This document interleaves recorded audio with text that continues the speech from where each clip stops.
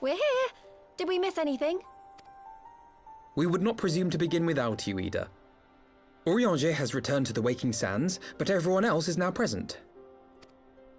Yes, but for what exactly? We all have duties to attend to, Alphino, so you may dispense with the preamble. Thank you, Eorzea. It is the very subject of those duties which compelled me to call this gathering. Though the Warriors of Darkness no longer pose a threat, Eorzea's many troubles demand no less of our attention.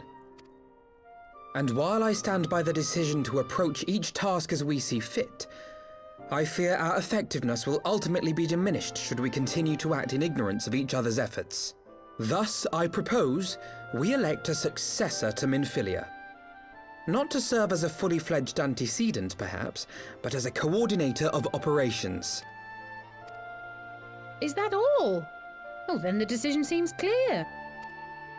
No one else has shown any enthusiasm for the role, and judging by your performance at our previous meeting, you would seem the perfect candidate. You always did have a flair for politics.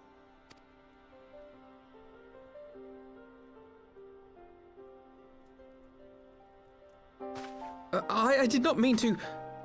That was not my intention. As my tenure as commander of the Crystal Braves comprehensively demonstrated, I lack the qualities required for such an office. I would much prefer to remain as I am now, a soldier in the field, so to speak. Should none of our number step forward? Must we then constrain some unwilling candidate to take up the position? Well, based on merit alone, a certain adventurer would be my choice. Though I concede he might struggle to balance his new responsibilities with, let me see, slaying primals, thwarting legatuses, and feeding the orphan poor. Thancred makes a good point. Any who would wear such a mantle would be bound by its obligations. Have we not become sufficiently familiar with each other's methods to act without an overseer? At present, I see no cause to so willingly limit one of our number. Oh my goodness!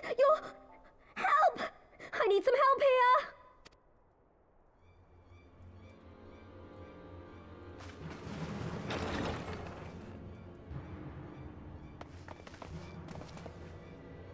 Tataru, are you all right? Me? I'm fine.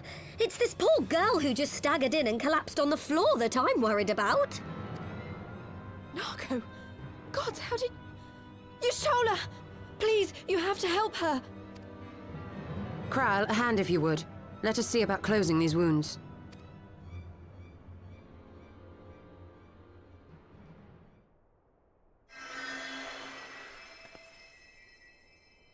Now, we've staunched the bleeding, but it may be a while before you can move about again.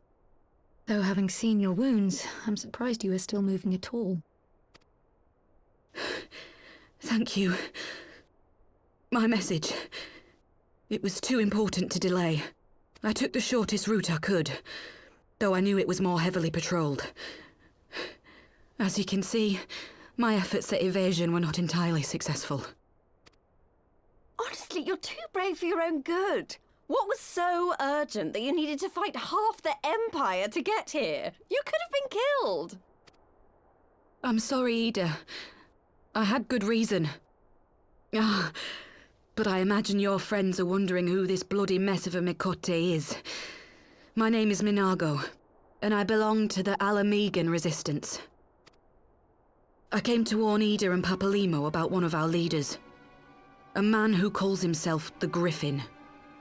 He's always been dangerous, but he's planning something new. Something reckless. The Griffin, you say? I've heard the name. Rumor has it your man is eager to test his claws. Aye, and on no easy target. He means to assault Belsar's wall from the Alamegan side. But what does the Griffin possibly hope to gain from such an attack?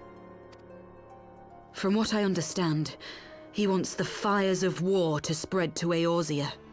And for that, he needs to control the border with Gridania. So, he means to spark a conflict between the Alliance and the Imperial forces stationed in Alamigo, to have Eorzea's armies aid in the liberation effort, whether they will it or no. His plan is flawed.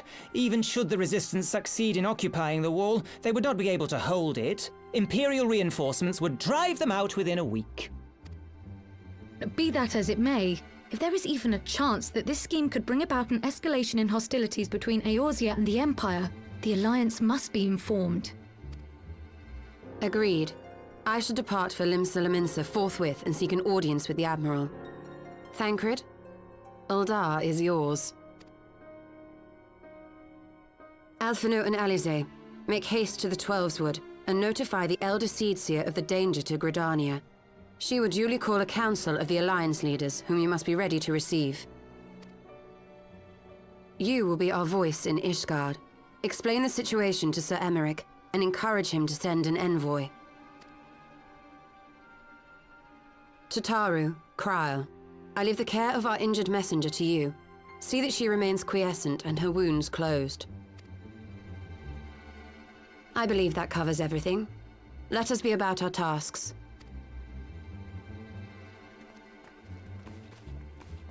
I suspect the ill tidings from Gyr Abania will be held as a turning point. The beginning to a bloody end.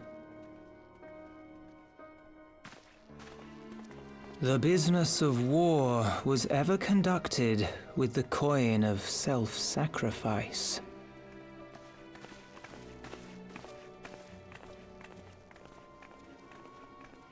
'Twas Master Louis Soir himself who taught us that such costs are not to be ignored or denied.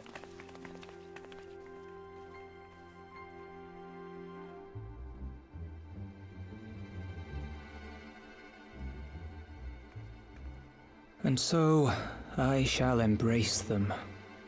When the time comes, I will make my choice, as you will yours.